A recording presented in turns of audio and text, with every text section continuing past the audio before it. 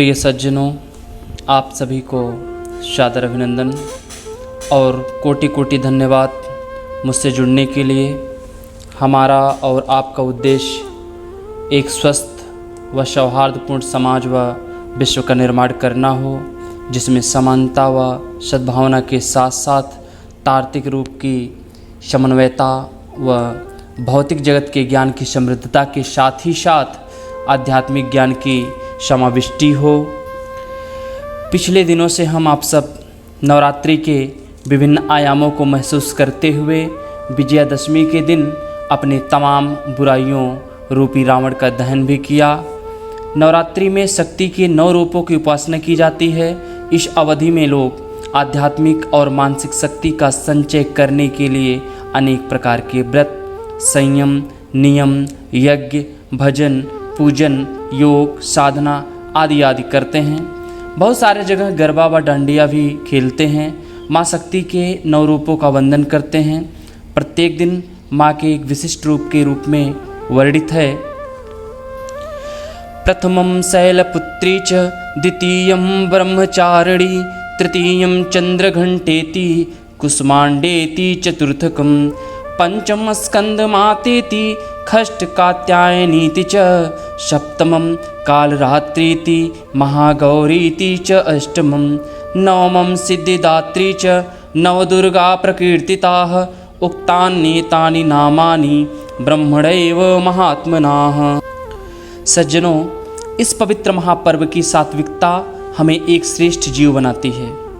हमारी आत्मा व मन की शुद्धता इतनी प्रबल हो कि समस्त विकारों जैसे छल, दंभ, द्वेष, पाखंड, झूठ, अन्याय, काम, क्रोध, लोभ, मद जैसे अनेक बुराइयां हमसे कोसों दूर हो जाएं।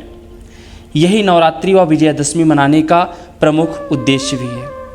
परंतु प्रश्न तो हमें स्वयं से करना पड़ेगा कि हम वास्तव में इस महापर्व से कितना सीखते हैं व साथ ही साथ कितना वास्तविक जीवन में उतारते हैं, कितना इम्प्लीमेंट करते हैं। हम भारत जैसे देश में जन्म लेकर आसुरी प्रवृत्तियों को पनपने देते हैं क्यों?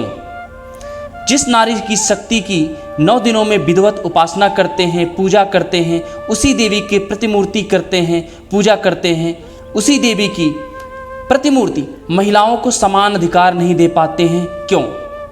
जिस दुर्गा चंडी के पूजन के लिए कलश स्थापित करते हैं, क्या पूजन करते हैं, उसी समाज में अनेक महिलाओं, बेटियों के साथ दरिंदगी भी होती है। हम अपने परिवार, समाज में नैतिक पतन होते हुए देखते हैं क्यों? आज भी कई जगह जहां लड़कों के लिए सोहर होता है, अच्छी बात है, खुशियां मनाई जाती हैं, अच्छी बात है, परंतु वहीं लड़कियों को पराया धन जैसे संबोधित किया जाता है क्यों? NCRB यानी नेशनल क्राइम रिकॉर्ड्स ब्यूरो की रिपोर्ट पर अगर हम गौर करें तो 87 रेप के केस यानी 87 रेप केसेस एवरेज में डेली होता है। शक्ति की सच्ची उपासना पहले होती थी जब महिलाओं की सच्चे अर्थों में पूजा होती थी। नारियों के सम्मान में जब कहा जाता था यत्र नार्यस्तु पूजन्ते रमन्ते तत्र देवता। जब गार्गी, घोषा, अपाला जैसी महिलाएं अपनी ज्ञान की छटा को शास्त्रार्थ के माध्यम से बिखेरती थी, कोई भेदभाव नहीं, सब कुछ समान।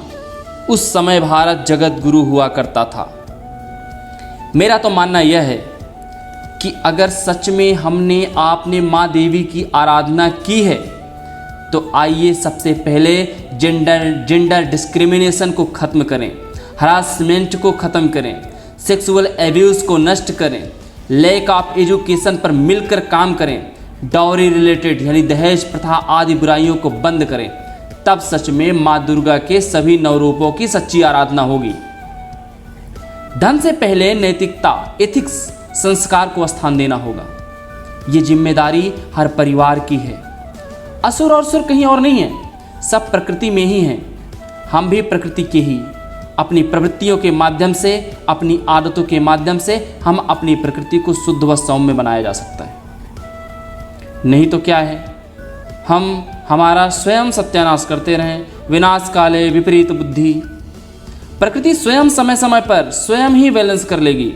नुकसान है तो सिर्फ हमारा, जो कि इतने सुंदर जीवन को सही से नहीं जी सकता।